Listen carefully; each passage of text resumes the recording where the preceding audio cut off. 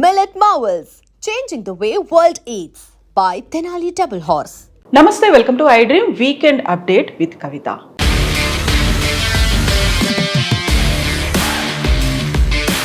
కేంద్ర ప్రభుత్వం సరికొత్తగా ఒక బిల్లును తీసుకొచ్చింది. అది ఎవరైతే కేంద్ర మంత్రులు కావచ్చు, సీఎం అయినా పిఎం అయినా 30 రోజుల పాటు జైల్లో ఉంటే వాళ్ళ పదవి పోతుంది అనేది. ఇది క్లీనర్ పాలిటిక్స్ గా కేంద్ర ప్రభుత్వం అభివర్ణిస్తుంటే టార్గెటెడ్ గా జరుగుతున్నటువంటి ఒక అటాక్ గా ప్రతిపక్షాలు ఎందుకు చెప్తున్నాయి? మనతో పాటుగా ఉన్నారు foundation for democratic reforms founder doctor Jayaprakash Narayana గారు. సార్ నమస్తే. సార్ నమస్తే కవిత. సార్, సరికొత్తగా ఒక చట్టం వచ్చింది. గతంలో కూడా నేర చరిత లేకపోతే అరెస్ట్ అయ్యి జైల్లో ఉండొచ్చారు, వాళ్ళు నిజంగా అర్హులేనా కాదా, ఇలాంటివంతా చర్చ ఉన్నప్పుడు ఇప్పుడు సడన్గా తీసుకొచ్చినటువంటి 3 బిల్లులు అవి నిజంగా యాక్సెప్ట్ చేస్తే ఎవరిని టార్గెట్ చేసినట్టు అవుతుంది సార్? మన రాజకీయంలో నేర ప్రభావం చాలా ఉందన్నమాట వాస్తవం. నేర రాజకీయం నడుస్తుంది, నేరస్తులు రాజకీయంలోకి ప్రవేశిస్తున్నారు, చట్టాలను ఉల్లంఘించే వాళ్ళే శాసన నిర్మాతలు అవుతున్నారు అన్నది వాస్తవం.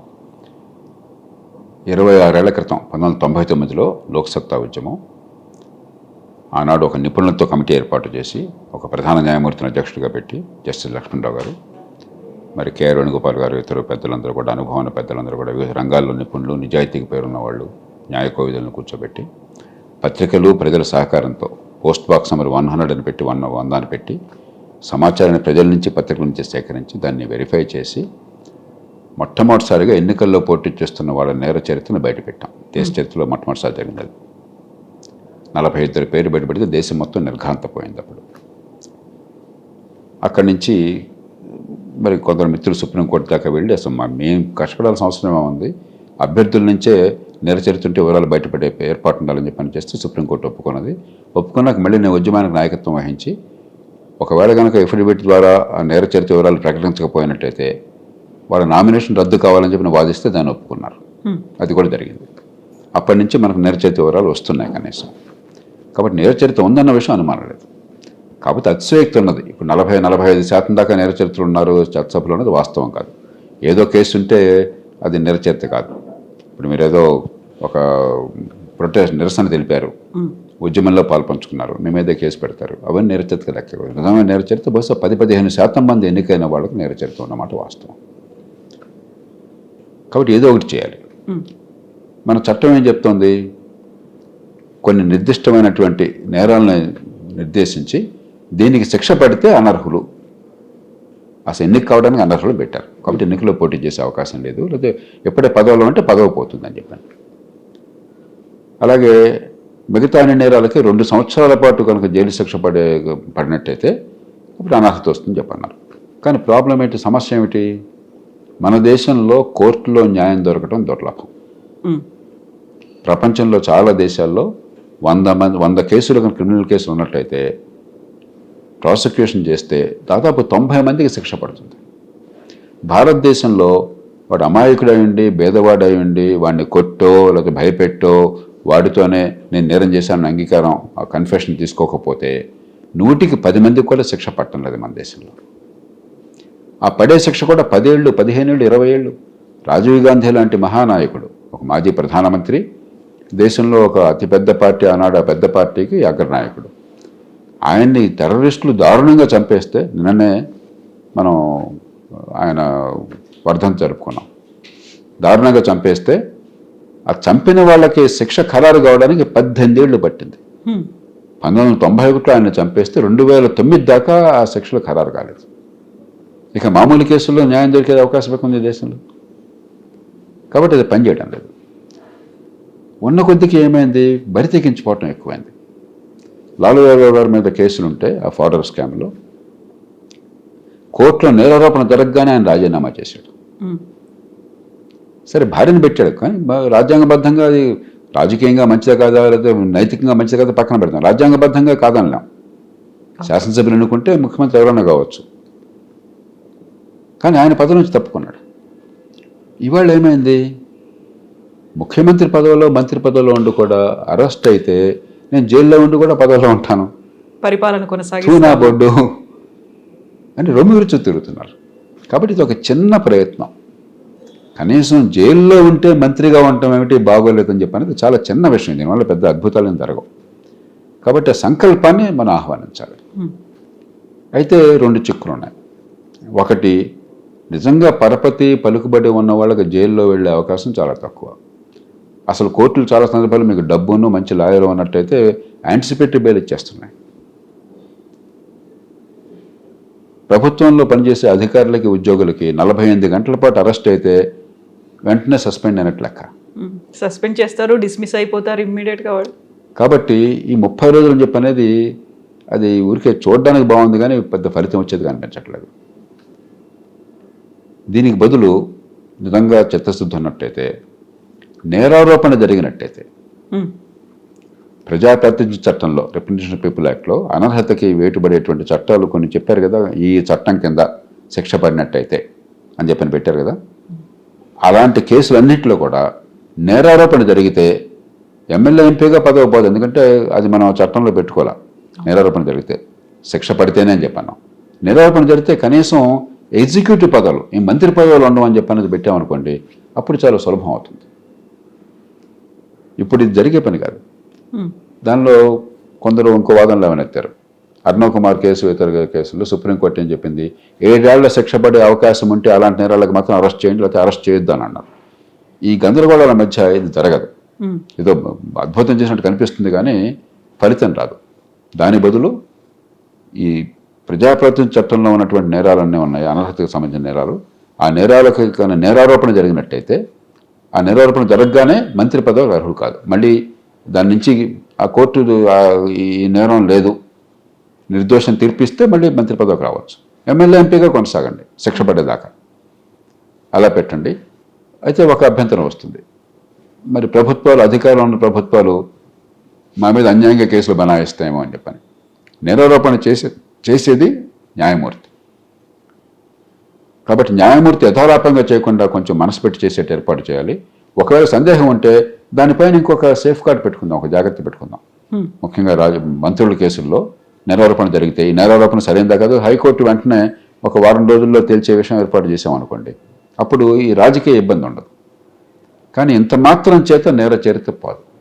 ఇది ఒక సంకేతం. మరీ కోర్టులో కేసులు ఎదుర్కొండి అరెస్ట్ అవుతున్న వాళ్ళు మంత్రులుగా కొనసాగటం ఏమిటి అని చెప్పి అన్నదానికి ఒక చిన్నదానికి సమాధానం తప్ప దీనివల్ల నేర చరిత్ర పోదు. ఇది పోవాలంటే రాజకీయాన్ని సమూలంగా మార్చాలి. అది మార్చకుండా దీనివల్ల అద్భుతం చేశామని అనుకుంటే ఆ మాట చెప్తున్న వాళ్ళు వాస్తవం కాదు. దీనివల్ల ఏదో చాలా ఉపద్రవం జరుగుతుందని చెప్పంటే ఆ మాట చెప్తున్న వాళ్ళు వాస్తవం కాదు. ఇద్దరు రాజకీయంగా ఒకరి మీద ఒకరు అరుచుకుంటున్నారు అంతే. రాజకీయాల్ని సమూలంగా మార్చాలి అనేది చాలా చిన్న మాట కాదు సార్, చాలా పెద్ద టఫ్ టాస్క్ లాగా ఉంటుంది. ఇప్పుడు ప్రతి చోట రాజకీయాలు ఉన్న తర్వాత ఏళ్ల తరబడి మనం అదే రాజకీయాల్ని ఫాలో అవుతూ అవే చూస్తూ వచ్చిన తర్వాత ఈజీ అంటారా సార్? ఈజీ కాదు, కానీ అవసరమా కాదా? ఇప్పుడు దేశంలో ఒక పక్కనేమో ఆర్థికంగా పెరుగుతున్నాం, సాంకేతికంగా పెరుగుతున్నాం. మన గతంలో లేనటువంటి అవకాశాలు సాంకేతిక విజ్ఞానం వల్ల, టెక్నాలజీ పెరగడం చేత వస్తున్నాయి. ఒకడు ఫోన్లు ఉండేవి కాదు, కరెంట్ ఉండేది కాదు, కార్లు ఉండేవి కాదు, మోటార్ సైకిళ్ళు ఉండేవి కాదు, స్కూటర్లు ఉండేవి కాదు. ఇవన్నీ మనకు ఉన్న కొద్దిగా అందుబాటులోకి వస్తున్నాయి.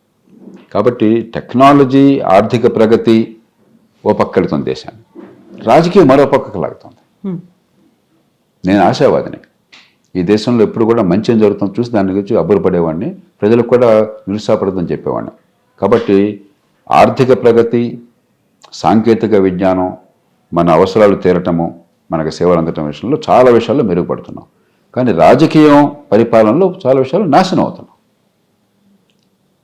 ఆనాడు నేను లోక్సత్తా ఉద్యమాన్ని ప్రారంభించినప్పుడు ₹1,00,00,000 ఖర్చు అవుతుంది ఆంధ్రప్రదేశ్లో ఎలక్షన్కి ఒక్కొక్క ఎమ్మెల్యేకి అని చెప్పంటే దేశంలో చాలామంది ఈయన కొంచెం ఎక్కువ చెప్తున్నాడు అనుకునేవాళ్ళు. ఆ ₹1,00,00,000 ఇతర రాష్ట్రాల్లో ఊహించడం కూడా సాధ్యం కాదు అప్పటికే. ఈవేళ నేను 10 కోట్లు అవుతుందంటే మీరు నవ్వుతారు, ఏం మాట్లాడుతున్నారని మీకేం తెలియదు, పాతకాల వాళ్ళు మీరు అంతాను. కదా ఖర్చు కావచ్చు, పదవి నా సొంత హక్కు, నా జన్మ హక్కు, కాబట్టి నా పదవినట్టు చేస్తామని చెప్పినటువంటి ధోరణి కావచ్చు. ప్రజాస్వామ్య దేశంలో పదవులు పొందడం అనేది ఎవరికి హక్కు కాదు, అది ప్రాథమిక హక్కు కానే కాదు. చాలామంది కోర్టులు కూడా గందరగోళం గురవుతున్నాయి. మంత్రి పదవి ఉండటం వాడి హక్కు అనుకుంటున్నారు, కాదు. మంత్రి పదవి ప్రజల కోసం, ప్రజల సంక్షేమం కోసం, అంతేగాని మంత్రి పదవి ఎవరికి హక్కు కాదు, ఎమ్మెల్యే పదవి ఎవరికి హక్కు కాదు. దానికి కొన్ని పద్ధతులు ఉన్నాయి. ఆ పద్ధతుల్లో పొరపాట్లు జరగకుండా, ప్రజా సంక్షేమం దెబ్బతినకుండా చేసే బాధ్యత చట్టానికి, రాజ్యాంగానికి ఉన్నది. కానీ మనం అది మర్చిపోయినాం. కోర్టు కూడా ఒక కేసులో ఉదాహరణకి మరి పొన్నయ్యో ఏదో అన్నాడు, పేరు సరే మర్చిపోయినా, తమిళనాడులో ఒక మంత్రికి శిక్ష పడింది అవినీతి కేసులో. శిక్ష పడింది, శిక్ష పడిన దేశంలో శిక్ష పడింది. పడితే సభ్యత్వం రద్దయింది, మంత్రి పదవి పోయింది. సుప్రీంకోర్టు దాని మీద శిక్ష మీద స్టే ఇచ్చి, ఆ తీర్పు మీద స్టే ఇచ్చి గవర్నర్కి హుకుం జారీ చేసి మళ్ళీ మంత్రి పదవికి వాడికి ఇస్తావా లేదా, వాడిని ప్రమాణ స్వీకారం చేయిస్తావా అని చెప్పి నాకు కన్నెర చేసింది. ఏం చేస్తున్నాం మనం అంటే, వాడికి మంత్రి పదవి పొందడం ముఖ్యమా దేశంలో, లేకపోతే ప్రజల్ని ఎలాంటి పరిస్థితుల నుంచి కాపాడటం ముఖ్యమా? ప్రజాస్వామ్యం ఎందుకోసం ఉన్నది, అది మర్చిపోయినాం మనం. ఈ నేపథ్యంలో 3 మార్పులు కావాలి. ఒకటి, రాజకీయ పార్టీలు ఇవాళ సొంత ఆస్తులేనా, అలా కాకుండా పార్టీలు ప్రజల ఆస్తులు ఉన్నట్టుగా పార్టీలను ప్రజాస్వామ్యీకరించాలి. 2, ఎలక్షన్లో ఈ డబ్బుల వల్ల, ఎలక్షన్లో మరి కొన్ని లక్షణాలు ఉన్న వాళ్ళే గెలిచే అవకాశం ఉండటం వల్ల కదా ఈ గొడవంతో వచ్చింది. వీళ్ళు రాజకీయంలోకి రావటం, పార్టీ నాయకులు దుర్మార్గులు కాదు, దేశాన్ని నాశనం చేయాలనుకోవాలి. వాడికి గెలుపు గుర్రాలు కావాలి. గెలుపు గుర్రం నేరస్తులైనా కాకపోయినా వాడికి అభ్యంతరం లేదు. వాడి కులం బలం ఉంటే, వీరుంటే కుటుంబం బలం ఉంటే, వాడి బాగా డబ్బు ఉంటే, వెనకాల వాడికి మంది బలం ఉంటే వాడు గెలిచే అవకాశం ఎక్కువ ఉన్నది. వాడి ప్రతిభ వల్ల, వాడికి ప్రజా జీవనంలో వాడు చేసిన మంచి సేవల వల్ల, వాడి ఆలోచనల వల్ల కాదు నాయకత్వం వచ్చేది. నేను చెప్పిన 4 లక్షణాలు: డబ్బు ఉందా, కులం ఉందా, కుటుంబం ఉందా, మరి వెనకాల మంది మార్బలం ఉందా. ఈ 4 ఉంటే, అంగబలం, అర్ధబలం, ఈ 4 ఉంటే వాడు గెలుస్తాడు. కాబట్టి అలాంటి వాళ్ళని సీట్ ఇవ్వాల్సి వస్తుంది, గతిలేక గెలవాలి. కాబట్టి ఎన్నికల వ్యవస్థను మార్చండి. సమర్థులు, నిజాయితీ పరులు, నేరాలకు పాల్పడిన వాళ్ళు, నీతికి నియమాలకే బద్ధులైన వాళ్ళు, ప్రజా సంక్షేమాన్ని పెంచేవాళ్ళు గెలిచే ఏర్పాటు వచ్చే ఆర్థిక ఎన్నికల వ్యవస్థ చేయండి. 3వది, ఇవాళ మన ఎవరికి ఇప్పుడు పార్లమెంటు గొడవంతా ఏంటి, చట్టాన్ని దుర్వినియోగం చేస్తారు. మీరు అలాంటి చేసినట్టయితే మీ ప్రత్యర్థుల్ని పదవి దింపేట్టుగా వాళ్ళని జైల్లో పెట్టించి ఏర్పాటు చేస్తారని చెప్పండి. నిజానికి జైల్లో పెట్టాల్సింది, అరెస్ట్ వారెంట్ ఇవ్వాల్సింది కోర్టు.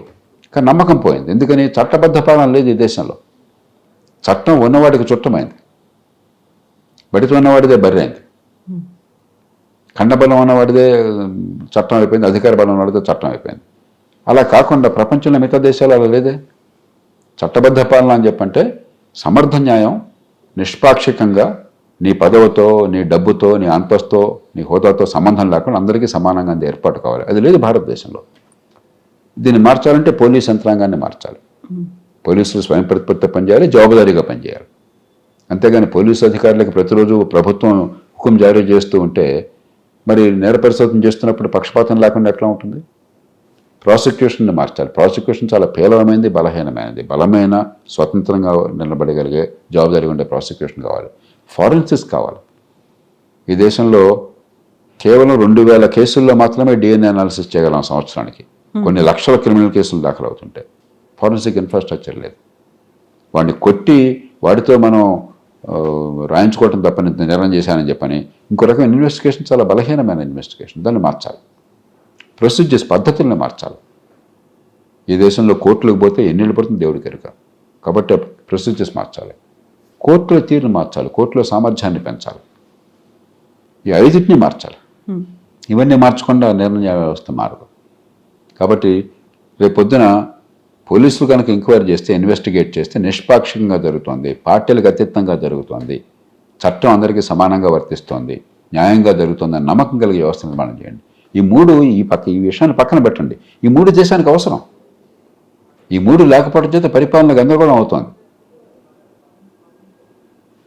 ఈ సందర్భంలో మరింత అవసరం. అంచేత మనం లోతుగా ఆలోచించి దీర్ఘకాలిక చర్యలు చేపట్టాలి.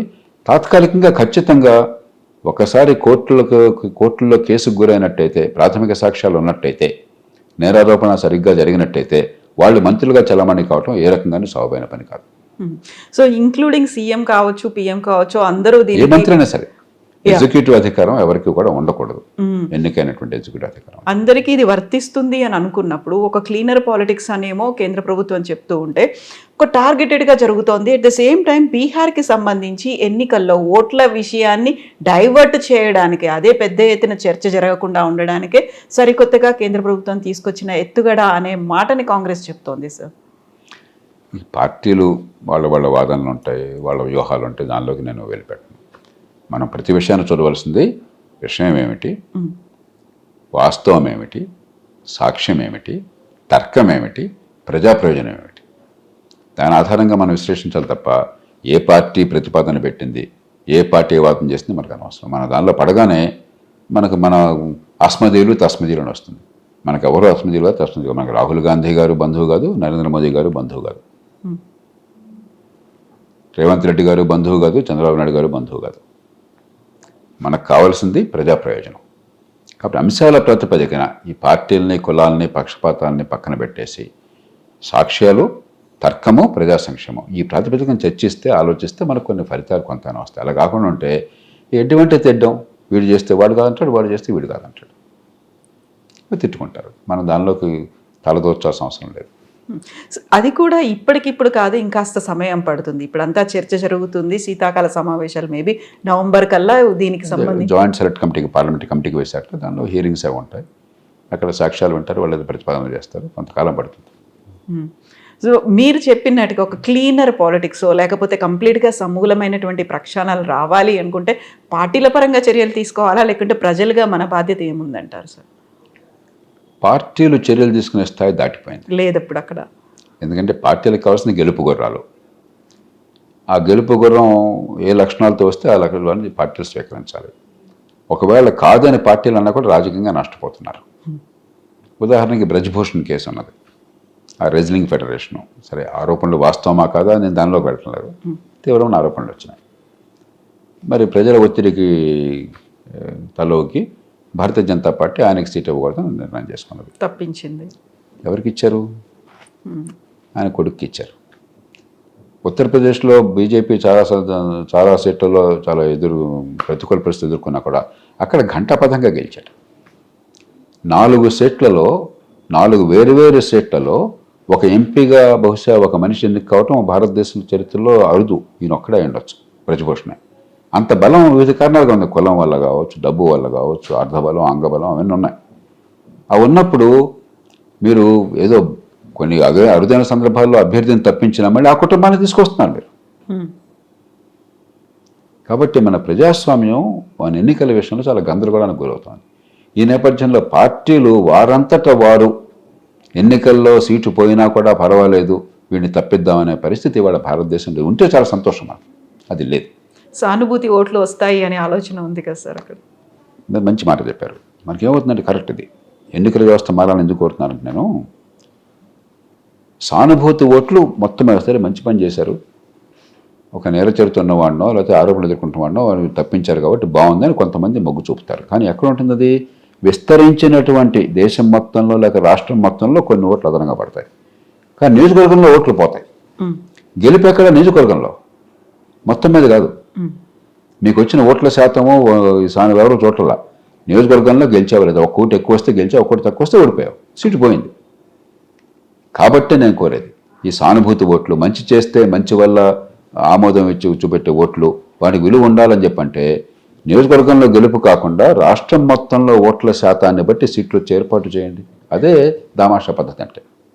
ఆ ఒక్క పని చేయండి, చాలా మేరకు నేర చరిత్ర రాజకీయాలు పోతాయి, డబ్బుల పంపిణీ ఆగిపోతుంది, సమర్థులు నిజాయితీపరులు రాజకీయంలోకి వచ్చి నిలదొక్కునే అవకాశం వస్తుంది. ఇవాళ సమర్థులు నిజాయితీపరులు అంటే డబ్బు మాత్రం ఖర్చు పెట్టడం అంటే ఎందుకే ఆ టైం వేస్ట్ చేసుకుంటా, పో ఇంటికి వెళ్ళి కూర్చొని చెప్తాం మనం, అంతే కదా. మరి ప్రజాస్వామ్యం ఎట్లా అవుతుంది? 30 కోట్లు ఖర్చు పెడితే ఎమ్మెల్యే అవుతాడు, లేకపోతే ఎమ్మెల్యే ఛాన్సే లేదంటే ప్రజాస్వామ్యం ఎట్లా అవుతుంది? అది ప్రజా సంక్షేమం ఎట్లా పెరుగుతుంది? ఇవాళ ఈ ఎన్నికల వ్యవస్థలో అందరూ బందీలు అయిపోయినాయి. వీళ్ళు దుర్మార్గులు కాదు, రాజకీయంలో ఉన్న వాళ్ళని నిరసన చిత్రించద్దు, వాళ్ళు విలన్లు కాదు, వాళ్ళు కూడా ఒక బాధితులు, ఈ విషవలయంలో బాధితులు. దాని నుంచి బయటపడాలంటే ఎన్నికల వ్యవస్థను మార్చాలి. నేను మళ్ళీ పదే చెప్తున్న కారణం ఇందాక మీరు అన్నమాట, ఈ మంచి చేస్తే వచ్చేటువంటి ఆమోదానికి ఈవేళ విలువ లేదు. ఒక 10 ఓట్లు పెరిగినా మొత్తం మీద పెరుగుతున్నా కానీ అసలు ఎక్కడైతే గెలుపు ఓటమున్నా అక్కడ ఓడిపోతున్నాం. కాబట్టి నాకు మీ మెడల్స్ నాకు ఉపయోగం లేదు. నాకు కావాల్సింది ఓట్లు ఇచ్చేవాడు వాడు నియోజకవర్గంలో, వాడిని కాపాడుకోవాలి. ఇది ప్రస్తుతం రాజకీయం. సో ఒక పాజిటివ్ హోప్ అనేది, లేకుంటే ఒక రే ఆఫ్ హోప్ అంటాం కదా సార్, అది చర్చ నుంచి ప్రజాభిప్రాయం నుంచి రావాలి. పార్టీలో కూడా అర్థం కావాలి. ఎంతకాలం అని చెప్పని ఈ పాపాన్ని మోస్తారు, ఈ భారాన్ని మోస్తారు. ఒక నరేంద్ర మోదీ కానీ, ఒక రాహుల్ గాంధీ కానీ, మరో పార్టీ నాయకుడు కానీ దేశంలో దుర్మార్గుని తీసుకోవాలి, నిరసన తీసుకోవాలని అనుకోవట్లే. వాళ్ళకి ఆ కోరిక లేదు. కానీ తప్పనిసరి అయ్యి మన పార్టీ గెలుపు కావాలంటే వీళ్ళు అవసరం కాబట్టి తీసుకొస్తున్నారు. అసలు అవసరమే లేకుండా చేశామనుకోండి, సమర్థుల్ని మంచి వాళ్ళని పెడితే గెలుపు వచ్చే అవకాశాన్ని వచ్చే వ్యవస్థ వచ్చిందనుకోండి, వాళ్ళకు కూడా గౌరవంగా ఉంటుంది, వాళ్ళకు కూడా సులువుగా ఉంటుంది. ఇవాళ ఏమవుతుంది, అంత బలాన్ని నేర చరిత్ర వల్ల డబ్బుల వల్ల సంపాదించిన వాడు తూనా బొడ్డు అంటున్నాడు, నాయకత్వాన్ని కూడా తిరస్కరిస్తున్నాడు. అంచేత ఇది పార్టీ నాయకులకు అర్థం కావాలి. ఈవేళ యథాస్థితి కొనసాగించడానికి కారణం ఏంటంటే కొత్త పొంతలు తొక్కట్ల. మామూలు రాజకీయం, వీడిని వాడు తిట్టడం, వాడిని వీడి తిట్టడం, ఈ గందరగోళం, వాకౌట్లు, నిరసనలు, ఈ రకమైనటువంటి సంప్రదాయ రాజకీయమే తప్ప మన సమస్య ఏమిటి, దేశంలో సంక్షోభం ఎక్కడి నుంచి వస్తుంది, అనుకున్న ఫలితాలు ఎందుకు సాధించలేకపోతున్నాం, అది సాధించాలని చెప్పంటే ఏం చేయాలి అన్నటువంటి నిజమైన ఆలోచన జరగటం లేదు. మన చర్చ వల్ల కనీసం ఆలోచన ఆ పక్కనట్లయితే వేళగత రేపైనా మార్పు వస్తుంది. ఆర్థికంగా దేశాన్ని కొల్లబొడిచాం గతంలో, లైసెన్స్ పర్మిట్ కోట రాజ్యాన్ని పెట్టి. అప్పుడు ఇలాగ నిరాశకు గురయ్యాం. ఏంటి ఎంతకాలం చంపేస్తున్నారు ఈ దేశాన్ని, మంచినీళ్ళు లేవు, కరెంటు లేదు, కార్లు ఉండవు, మరి రైళ్లు పనిచేయవు, రవాణా ఉండదు, రోడ్లు అధ్వానంగా ఉంటాయి, అన్నీ చండాలంగానే ఉన్నాయి. ఎంతకాలంలో చేస్తారనుకున్నాం. చివరికి పరిస్థితి కలిసి వచ్చినట్టు ఏమైంది, 91లో మార్పు ప్రారంభమైంది. కాబట్టి ఖచ్చితంగా మార్పు వస్తుంది. ఎంత వేగంగా వస్తుందంటే మనం ఎంత తొందరగా, ఎంత ఎక్కువ మంది ఆలోచించి కదిలితే అంత వేగంగా మార్పు వస్తుంది. ఎస్ సార్, రావాల్సింది ప్రజల్లోనే ఆ మార్పు అనేది. Thank you sir, thank you so much.